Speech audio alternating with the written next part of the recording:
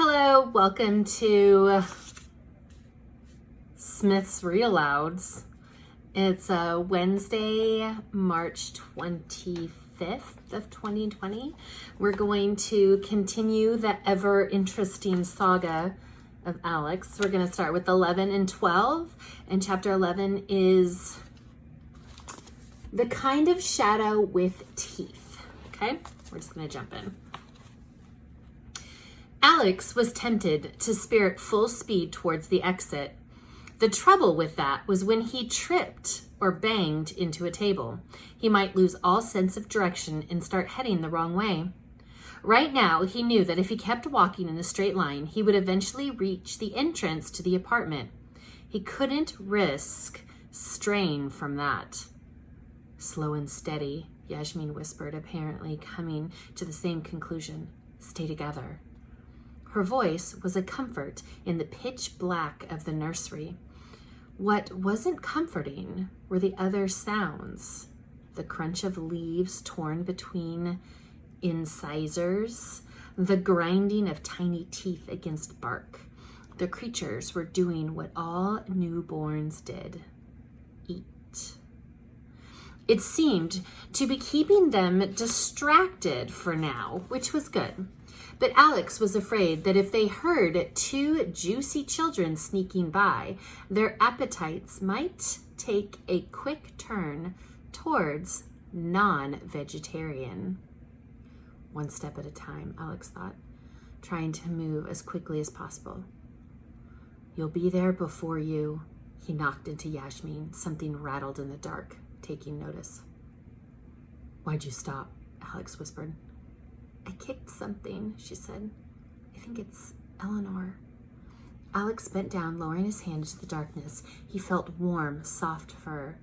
She seems to be breathing okay, Alex thought, feeling the rising and falling of her ribcage. Why isn't she moving? He slid his hand over Eleanor's stomach and winced. There was something wet and sticky beneath his fingertips. Blood. She's hurt, he said. She'll be fine. We have to help her. We have more important things to worry about now than Natasha's little snitch. Alex understood where Yasmin was coming from, but he wouldn't leave Eleanor behind. Who knew what the other creatures might do to her? He slipped his hands beneath the cat and cradled her to his chest. I'll carry her, Alex said. Fine, muttered Yasmin. Boy and girl and cat navigated the darkness. Alex's ear grew attuned to the slightest sound, but for the most part, the Dangler-borns left them alone. There were a few exceptions. The worst of these was when Alex felt something crawling along the nape of his neck, but couldn't do anything about it because he was carrying Eleanor. Luckily, Yasmin managed to slap it away just before it scurried down his back. After a while, the sounds faded to silence. I don't think they're following us anymore, Alex said. They must be busy eating all the plants. Or the other way around, Yasmin said. A lot of these plants are carnivorous. How's the cat? Heavy, but still breathing. I guess it could have been worse, Yasmin said.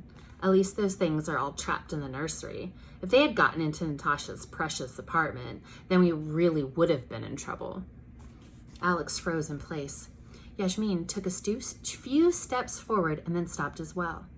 Alex? She asked. I don't hear your footsteps. About the closet door, he said. I don't think it's going to stop them. Sure it will, Yasmin said. You afraid the insects will crawl right under? Don't worry, it doesn't work that way. When you close the door, it seals magically. Nothing can get through. There was a long silence. You did close the door, right? Yasmin asked. Mostly, Alex said. It was really dark, so I left the door open the tiniest bit to let a little bit of light in. Yasmin immediately broke into a run. Alex did the same, though he had no chance of keeping up, especially with a giant cat weighing him down. The slap of Yasmin's sneakers grew distant in the dark. A few minutes later, he entered the apartment. It was infested. Alex's first thought was of a city street at rush hour, except instead of commuters and cars, the floor was trafficked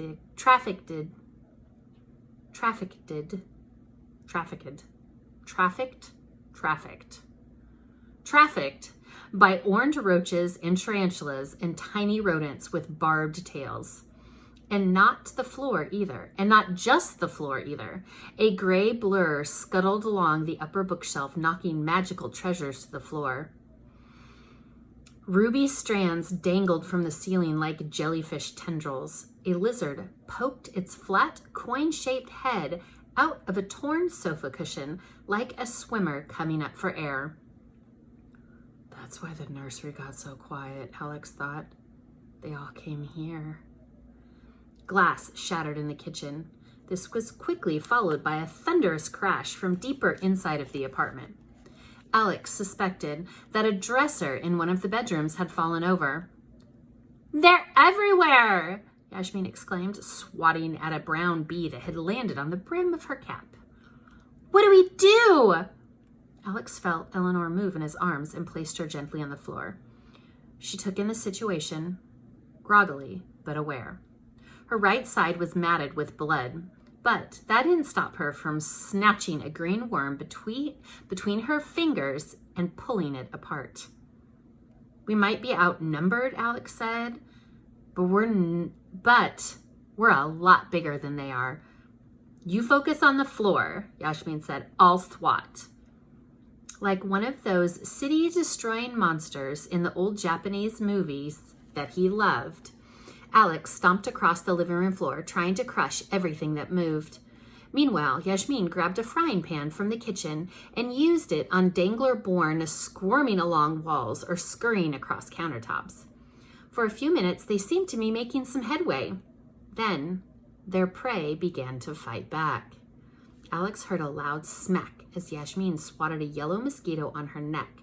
At almost the exact same moment, he felt a sharp pain at his ankle. He kicked his foot, and a furry lump sailed across the room. Before he could see where it went, something landed on his lower back and immediately began to climb higher, claws tearing through his shirt and into his skin. "Get it off me!" he screamed. "Turn around!" exclaimed Yasmin. Alex spun in place, and he felt her hand sweep across his back. A large black lizard with 8 legs landed on the floor and quickly vanished behind the couch. "Thanks," Alex said while backing warily away from the wall.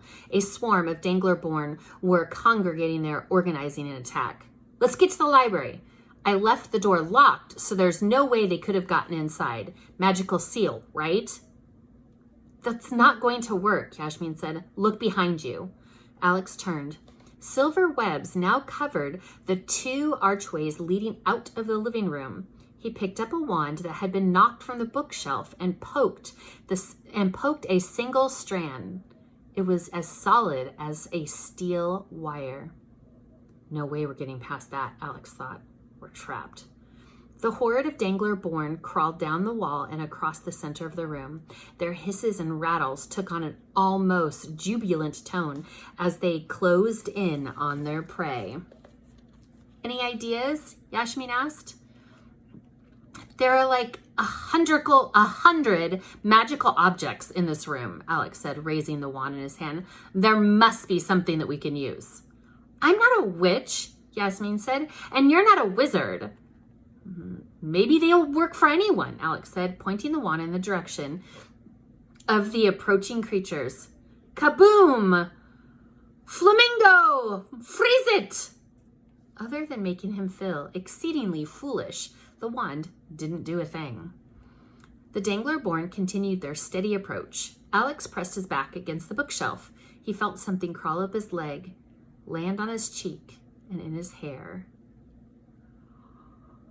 "What's going on here?" Natasha stood at the front door, hands on hips, eyes wide with fury. The Dangler Born leapt off of Alex's body, searching for safety. "My apartment!" she screeched, taking in the wreckage around her. "What have you done with my beautiful apartment?" Natasha flicked her two hands outward, and the Dangler Borns vanished in tiny puffs of smoke. She crossed the room, ignoring the children for now, and snapped her fingers. The silver webs blocking the archways shriveled into dust. Her path was now clear. Natasha continued on into the other room. Alex heard more puffs as the remaining intruders were exterminated. A few moments later, Natasha returned to the living room and sat in her favorite chair, too livid to speak. Alex thought about trying to explain, but he was afraid that if he broke the silence, it would be the last thing he ever did. Natasha was a coiled snake looking for a reason to strike. "I can explain," Yasmin started. "No need," Natasha replied, her eyes like chipped ice. "I know what happened. You did something stupid. It brought these vermin into being. They wrecked my apartment. What more do I need to know?" Eleanor limped over and took a seat by her master's side. There were new wounds all over her body, including a particularly nasty gash just beneath her eye. Natasha wiggled her finger, and Eleanor's tail solidified into a long block of stone. "How could you let this happen?" Natasha snapped.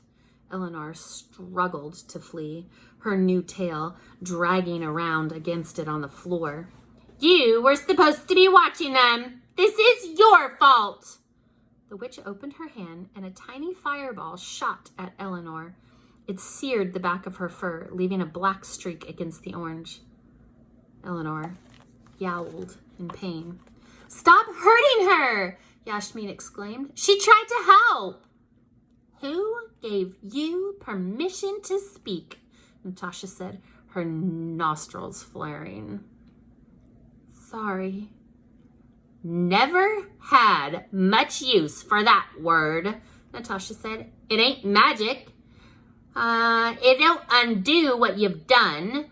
It's just a word." She closed her fists and stretched her fingers like a pianist preparing for a performance. "It's too bad. You were a good little worker while it lasted. You make some mean mashed potatoes, too.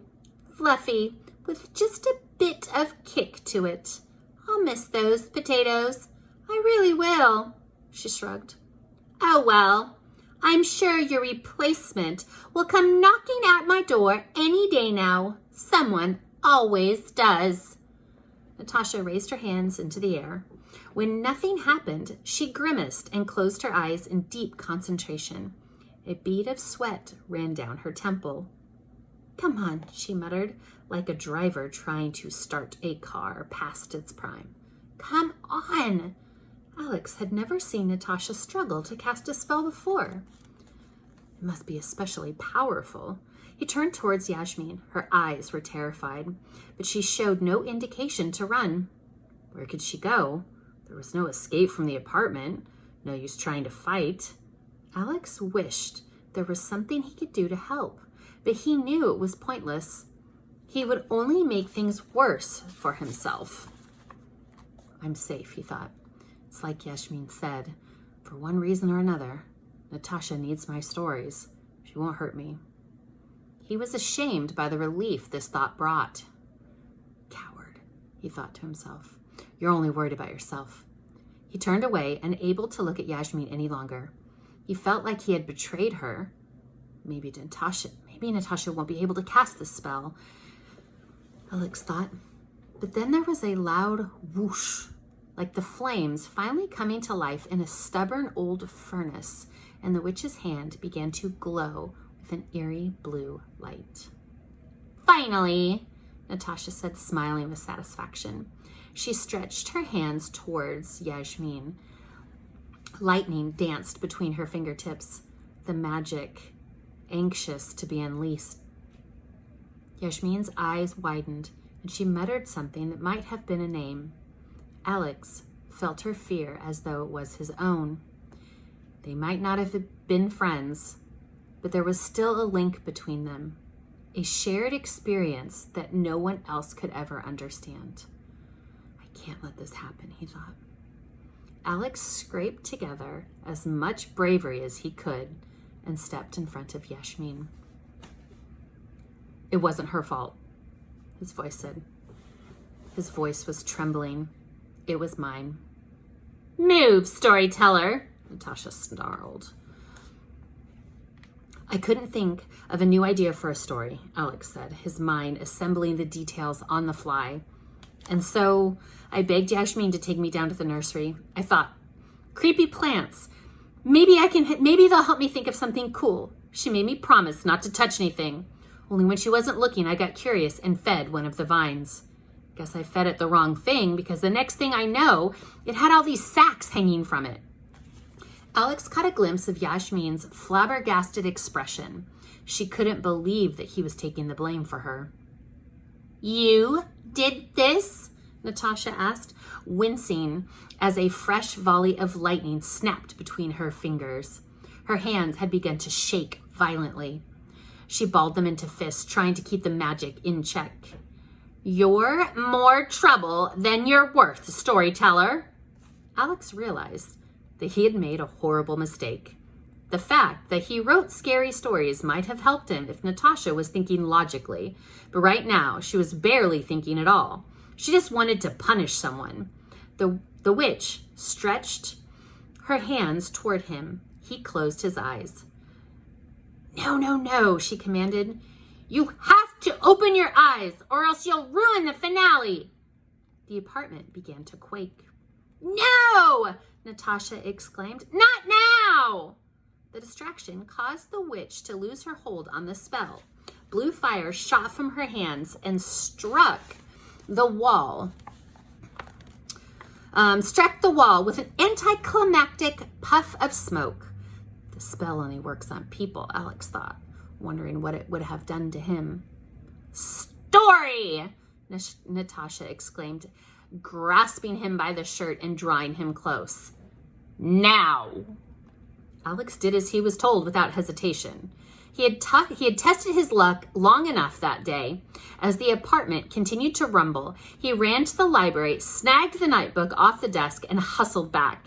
In his absence, a large crack had appeared on the living room wall. A sickly sweet smell like cotton candy left in the car on a hot summer's day filled the room. What is that? Alex asked, holding his nose. It doesn't matter, Natasha said. Just read your story, and for your sake, it had better be a good one. So this is Alex's story. It's called The Playground. Foster Playground was where all the dead kids played. You could hear them at night, giggling and whispering, even when there was no wind. Swings arched high into the sky, and the seesaw squeaked up and down. Todd knew to stay away. He had heard stories about the bad things that had happened there, but when his best friend, Jenny, died, his heart shattered into 1,000 pieces, and all he could think about was how badly he wanted to see her again. The night after her funeral, he snuck out of his house and went to the playground. It was a warm summer evening, but as soon as Todd stepped onto the wood chips, he began to shiver. The air was different here, not just colder, but with a metallic taste, like biting down on an old coin. It wasn't air meant for living people. I don't belong here, Todd thought. He almost left, but then he remembered Jenny and how lonely she must feel, and willed his feet across the wood chips. Crunch, crunch, crunch. Todd soon stood before the tall wooden tower at the center of the playground. 2 enclosed slides coiled from its top. One was red and one was green. But they both looked the same in the dark. Suddenly, there was a loud thud at the top of the tower, and the slide rattled and shook beneath the weight of a passenger. Seconds later, a boy, about Todd's age, shot out of the hole in the bottom. His skin was pale, and he wore clothes that Todd had only seen in black and white movies. The pale boy examined Todd from head to toe. When he seemed satisfied, he placed 2 fingers in his mouth and whistled loudly. New faces peeked down at them from the top of the tower. Soon, children were pouring from the slides. Girls, boys, toddlers, and teenagers. Some wore old clothes, though none as old as the pale boys. Others wore clothes like Todd's. Everyone seemed happy to see him. They jostled for position, trying to get a closer look at as close of a look as of Todd as possible, as though he were a fire by which they could warm their hands. No one spoke. Their smiles were bright and wide. Todd asked if Jenny was there, but the children just laughed and ushered him from one piece of playground equipment to the next. They gave him no time to think. Giggles chased him to the top of the rock wall. Cold hands pushed him on the swings. They played for hours. From the top of the tower, the pale boy watched it all. At one point, Todd thought he saw a second figure up there as well, a girl. He kept trying to reach the slides, but the pale boy blocked her path. In time, Todd found himself laughing along with the other children. It was hard to remember why he had been so scared to come here in the first place. Foster Playground was a nice place. It was where he belonged. He only wished he were warmer. His body felt encased in ice. It was becoming harder and harder to breathe. He looked up at the pale boy, wondering if he knew what was going on. But the boy wasn't looking in his direction anymore. He was looking at the sky, where threads of morning sunlight were just beginning to appear. The boy's face curled into a wicked smile. In a flash, Todd remembered the stories he'd heard about this place. Finally, he understood. If I'm still here in the morning, I'll be here forever. He spun around trying to escape, but the children grabbed him and pulled him back. They were no longer smiling. Todd tried to shout for help, but all that came out were plumes of cold air. The children dragged him backwards, giggling and making a game of it now. Todd's feet left shallow trails in the wood chips. Above him, he could see the sun starting to rise. Morning was just a few minutes away. He heard the sound of someone coming down the slide and watched the opening, expecting to see the pale boy. His mocking grin. Except it wasn't the pale boy. It was Jenny. She shoved the children away and helped Todd to his feet. Go, she mouthed. Go, go. Todd ran as fast as he could, racing the children to the edge of the playground. He felt tiny hands claw at the back of his shirt, and then he leapt onto the safety of the grass.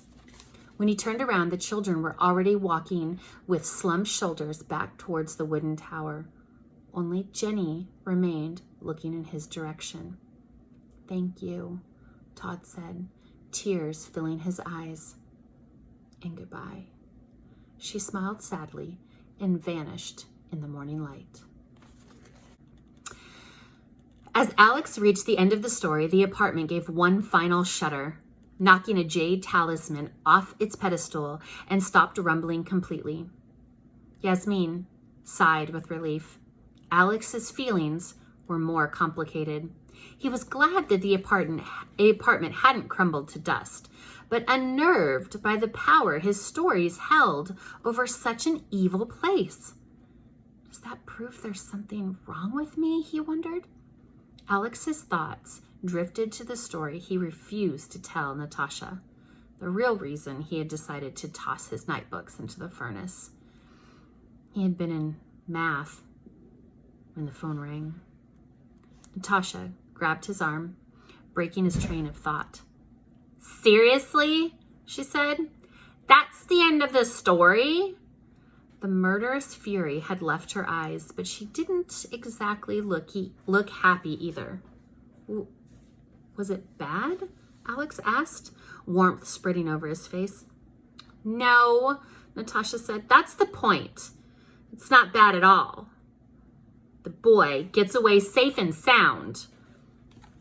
Sometimes that happens. Not in my experience. The story wasn't dark enough for her, Alex thought. There were creepy dead kids, which was always good, but at its heart, the playground was more about friendship than ghosts. Alex had written it after his best friend moved to New Jersey. How about this instead? Natasha suggested. The ghosts follow the little boy home and kill him in his sleep. That's much better. The ghosts can't leave the playground. That isn't even a thing, the witch insisted. Ghosts haunt houses and castles and hotels. Maybe the occasional school. But I've never heard of a ghost haunting a playground. And I'm a witch, which makes me in... Jenny helps Todd escape, Alex said. His cheeks were still red, but now it was from stubbornness, not embarrassment. That's what happens. She's a true friend even after her death. You mean it's a happy ending? Natasha asked, mortified.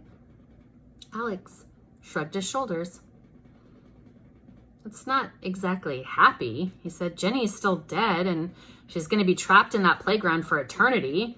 Does that make you feel better? A little, Natasha admitted. But what I think isn't important. Happy endings can be a dangerous thing. You soothe the apartment this time, but your story just as easily could have... I liked it, Yasmin said. Natasha and Alex turned in surprise. It was the first time that Yasmin had spoken during their story sessions. No one asked you, snarled Natasha. She shook her head at the debris covering the living room floor. Clean this place up, storyteller. Girl, attend to the nursery. Make sure you repot any plants that can still be saved. If some new orders coming in and I don't want to be short on ingredients. When I wake up tomorrow, I expect this place to be spotless. Alex and Yasmin exchanged a look of relief. Considering the alternative, staying up all night cleaning seemed like a small punishment indeed. They immediately set to work on their assigned tasks. Yasmin smiled at Alex and waved goodbye before entering the nursery. He waved back. Meanwhile, Natasha shuffled across the floor.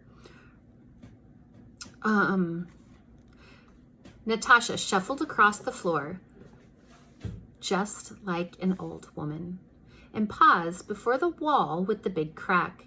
She raised a hand as though to cast some sort of spell, but then thought better of it, continued towards her bedroom at the end of the hall. Natasha's body blocked his view of the keyhole, but the telltale scratching of the bone key left little doubt that she was going into her secret room. Whenever Natasha had done this in the past, she always glanced over her shoulder first to make sure that no one was watching. If Yasmin or Alex happened to be in the nearby vicinity, she would send them away before opening the door. Tonight, however, Natasha's exhaustion had gotten the better of her. Without so much as a glance over her shoulder, she carelessly opened the door wide and stepped across the threshold. For just a moment, Alex was able to see past her. Night sky, pine trees, forest floor. Natasha closed the door. It's not a room, Alex thought, his heart fluttering with excitement. It's an exit. We can escape to it. They needed the witch's key. By the time Alex finally crawled beneath the blankets of his bed, his entire body ached. Still, he was in a good mood. There were some stains that would require a second scrubbing in the morning, but other than that, the apartment had been restored to its pre-Dangler state. He closed his eyes and thought about Natasha's keys. She never puts them down, ever. So how do I get a hold of them? His mind cycled through possible ideas, looking for one that fit. It was like trying to figure out what should happen next when he was writing a story. Could I pickpocket her? Not without getting caught. What about when she's asleep? Natasha locked her bedroom door at night, so that wouldn't work.